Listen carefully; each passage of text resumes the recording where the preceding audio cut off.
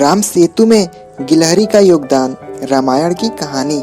माता सीता का हरण होने के बाद भगवान राम को लंका तक पहुंचाने के लिए उनकी वानर सेना जंगल को लंका से जोड़ने के लिए समुद्र के ऊपर पुल बनाने के काम में लग जाती है। पुल बनाने के लिए पत्थर पर भगवान श्री राम का नाम लिखकर पूरी सेना समुद्र में पत्थर डालती है। भगवान राम का नाम लिखे जाने की वजह से पत्थर समुद्र में डूबने के बजाय तैरने लगते हैं। यह सब देखकर सभी वानर काफी खुश होते हैं और तेजी से पुल बनाने के लिए पत्थर समुद्र में डालने लगते हैं। भगवान राम पुल बनाने के लिए अपनी सेना के उत्साह, समर्पण और जुनून को देखकर काफी खुश होते हैं। उस वक्त वहाँ एक गिलहरी भी थी जो मुंह से कंकड़ उठाकर नदी में डाल रही थी। उसे ऐसा बार बार करते हुए एक वानर देख रहा था। कुछ देर बाद वानर गिलहरी को देखकर मजाक बनाता है।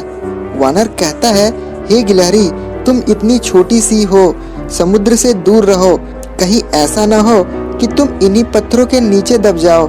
यह सुनकर दूसरे वानर भी गिलहरी का मजाक बनाने लगते हैं। गिलहरी यह सब सुनकर बहुत दुखी हो जाती है। भगवान राम भी दूर से यह सब होता देखते हैं। गिलहरी की नजर जैसे ही भगवान राम पर पड़ती है, वो रोते रोते भगवान राम के समीप पहुंच जाती है। परेशान गिलहरी श्री राम से सभी वानरों की शिकायत करती है।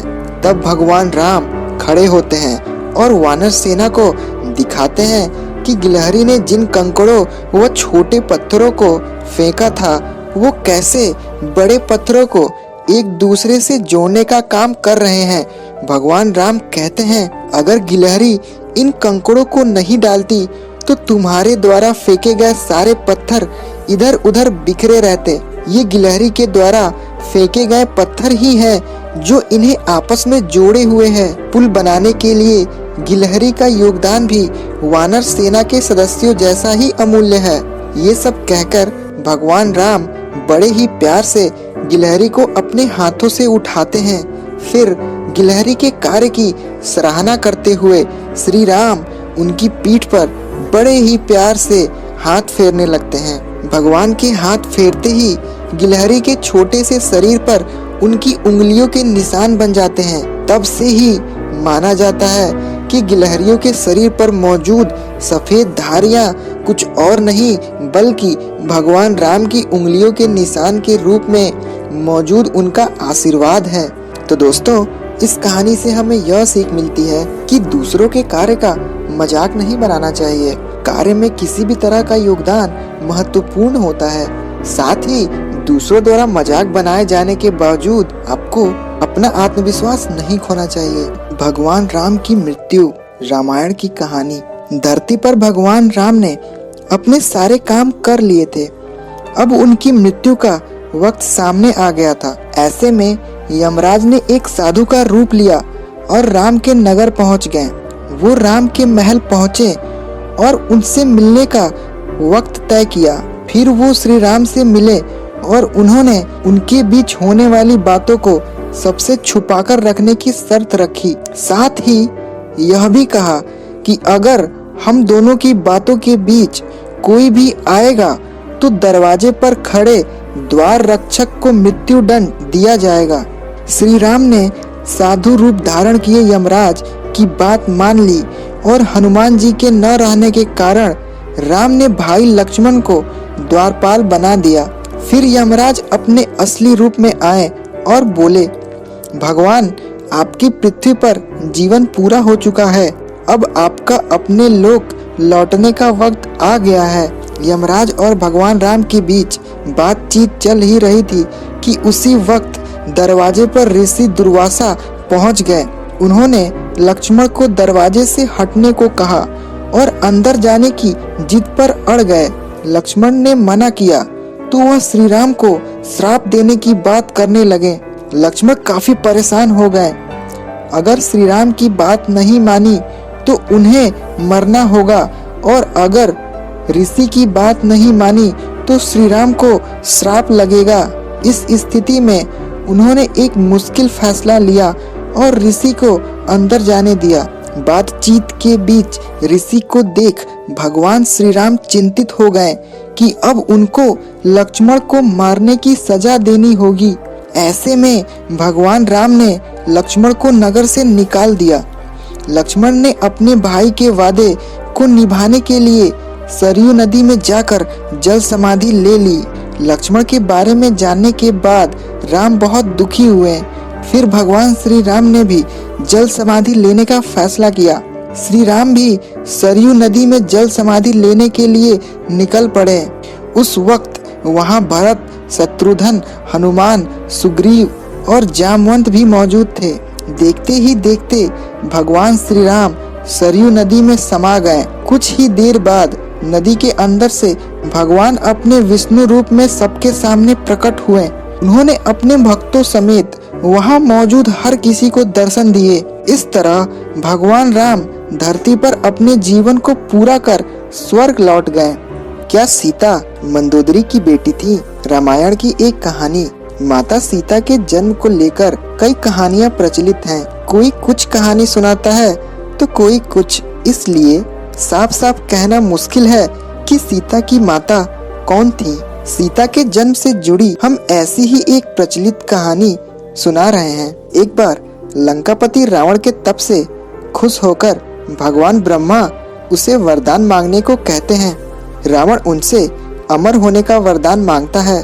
ब्रह्मा जी उसे अमर होने के अलावा कोई दूसरा वरदान मांगने को कहते हैं। रावण वरदान में मांगता है कि मुझे सुर, असुर, पिशाच, नाग, किन्नर या अप्सरा कोई भी न मार सके। रावण मनुष्य द्वारा न मारे जाने के बारे में नहीं बोलता है, क्योंकि वह मनुष्य को तिनके के समान समझता था। वरदान पाने के बाद रावण हर तरफ तबाही मचाना शुरू कर देता है। एक दिन वह दंडकारण्य नामक जगह पहुंचता है, जहां ऋषि मुनियों का निवास था। रावण को ऋषि मुनियों को मारना उचित नहीं लगा, लेकिन वो उन ऋषि मुनियों के रक्त को एक कमंडल में भरकर साथ ले जाता है। वह कमंडल गृत्समद ऋषि का था, जो पुत्री की लालसा में माता लक्ष्मी से प्रार्थना करते थे कि वह उनके घर पुत्री के रूप में जन्म ले।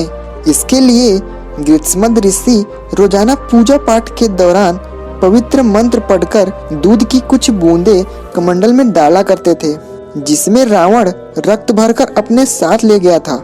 रावण कमंडल को लंका ले गया और कमंडल अपनी पत्नी मंदोदरी को देकर कहता है, यह विषैले रक्त से भरा है, इसे संभाल कर रखना और किसी को मत देना। कुछ दिन बाद विहार के लिए रावण किसी पर्वत पर चला जाता है। मंदोदरी को इस तरह रावण का जाना अच्छा नहीं लगता है। वो मृत्यु प्राप्त करने के लिए कमंडल से भरे विष का पान कर ले है। कमंडल के रक्त को पीने के कुछ समय बाद मंदोदरी गर्भवती हो जाती है। गर्भवती होने के बाद मंदोदरी घबरा जाती है कि महल में मौजूद अन्य लोग उसके बारे में क्या सोचेंगे। फिर मंदोदरी तीर्थ यात्रा का नाम लेकर कुरुक्षेत्र चली जाती है। वहाँ मंदोदरी एक बच्ची को जन्म देती है, लेकिन लोक लाज के चलते वो उसे एक कलश में रखकर जमीन में दफना देती है। कुछ दिनों बाद राजा जनक भी कुरुक्षेत्र जाते हैं। जब वह जमीन में हल चलाते हैं तो उन्हें वहाँ कलश मिलता है, जिसमें मंदोदरी ने बच्ची को रखा था। बच्ची को कलश से निकालते ही आसमान से फूलों की वर्षा होने लगती है और साथ में आकाशवाणी भी होती है। आकाशवाणी में राजा जनक द्वारा उस कन्या के लालन पालन की बात कही जाती है। हल के शीत यानी हल के आगे का नुकीला भाग से टकराने की वजह से कलश मिला था, इसलिए राजा जनक ने कन्या का नाम सीता रखा। भगवान राम की बहन शांता। रामायण की रहस्यमय कहानी। अयोध्या के राजा दशरथ की 3 पत्नियों और उनसे होने वाले 4 पुत्रों राम, लक्ष्मण, भरत और शत्रुघ्न के बारे में सभी जानते हैं, लेकिन भगवान राम की बड़ी बहन के बारे में हर किसी को नहीं पता। वाल्मीकि रामायण में भी राम की बहन शांता के बारे में जानकारी नहीं है, लेकिन दक्षिण पुराण में भगवान राम की बहन शांता का इतिहास जरूर मिलता है। भगवान राम की बहन शांता का सच यह है कि शांता राम की बड़ी बहन और माता कौशल्या की बेटी थी। वह बहुत ही सुंदर और हर कार्य में निपुण थी। शास्त्र से लेकर पाक कला तक में एकदम पारंगत। वहीं रानी कौशल्या की बहन थी रानी वर्षिणी, जिनका विवाह अंग देश के राजा रोमपद के साथ हुआ था। दुर्भाग्य की बात यह थी कि किन्हीं कारणों से उनकी कोई भी संतान न हो सकी। एक दिन वर्षिणी राजा रोमपद के साथ कौशल्या से मिलने अयोध्या आई। जब सभी एक साथ बैठकर भोजन कर रहे थे, तभी वर्षिणी ने दशरथ की पुत्री शांता की शालीनता और कार्यकुशलता से मोहित होकर अपनी एक इच्छा प्रकट की। वर्षिणी ने कहा, वैसे तो मेरी कोई भी संतान नहीं है, लेकिन मेरी इच्छा है कि शांता की तरह ही मेरी भी एक पुत्री हो। वर्षिणी की इस बात पर राजा दशरथ उन्हें शांता को गोद देने का वचन दे देते हैं। इस प्रकार राजकुमारी शांता अंग देश के राजा रोमपद की पुत्री बन जाती हैं। एक दिन राजा रोमपद किसी काम में इतना खोए रहते हैं कि उनकी चौखट पर आए ब्राह्मण की आवाज उन्हें सुनाई ही नहीं देती। फलस्वरूप ब्राह्मण को खाली हाथ वापस लौटना पड़ता है। देवराज इंद्र को राजा रोमपद द्वारा किया गया यह ब्राह्मण का अपमान जरा भी रास नहीं आता। वह अंग देश में वर्षा न करने का निश्चय कर लेते हैं। ऐसे में बिना वर्षा अंग देश में सूखा पड़ जाता है। इस वजह से अकाल की स्थिति पैदा हो जाती है। इस समस्या से उभरने के लिए राजा रोमपद ऋषि श्रंग के पास जाते हैं और उनसे इस समस्या का उपाय पूछते हैं। ऋषि राजा को यज्ञ कराने की सलाह देते हैं, जिससे रूठे इंद्रदेव को मनाया जा सके। राजा रोमपद ऐसा ही करते हैं और यज्ञ के बाद अंग देश में पुनः वर्षा होती है। इससे अंग देश में आई समस्या का अंत होता है। ऋषि श्रंग से प्रसन्न होकर राजा रोमपद उनसे अपनी पुत्री शांता का विवाह करा देते हैं। शांता के बाद राजा दशरथ के कोई संतान नहीं थी। इसके लिए वह बहुत ही चिंतित रहते थे। इसी कारण वह भी ऋषि श्रंग के पास जाते हैं। ऋषि श्रंग उन्हें कामाक्षी यज्ञ कराने की सलाह देते हैं। ऋषि के कहे अनुसार राजा दशरथ कामाक्षी यज्ञ संपन्न कराते हैं और प्रसाद के रूप में खीर बनवाते हैं। यज्ञ समाप्त होने के बाद जो खीर का प्रसाद था, उसे राजा दशरथ की तीनों पत्नियां कौशल्या, सुमित्रा और कैकेयी ग्रहण करती हैं। कामाक्षी यज्ञ के प्रताप से रानी कौशल्या को पुत्र के रूप में राम, कैकेयी को भरत और सुमित्रा को लक्ष्मण व शत्रुघ्न की प्राप्ति होती है। चारों पुत्रों को अपनी बहन शांता के बारे में कुछ भी मालूम नहीं होता है। समय के साथ धीरे धीरे राम को अपनी माता के दुख का पता चलता है। साथ ही भगवान राम की बहन शांता के जीवन का सच, जो कोई नहीं जानता था, राम को मालूम हो जाता है। बहन शांता के बारे में जानने के बाद राम अपनी माँ को बहन शांता से मिलवाते हैं और सभी पुराने मतभेदों को दूर कर एक साथ रहने का वचन देते हैं। तो दोस्तों, आपको ये कहानी कैसी लगी? अगर अच्छी लगी हो तो प्लीज़ वीडियो को लाइक और शेयर करें।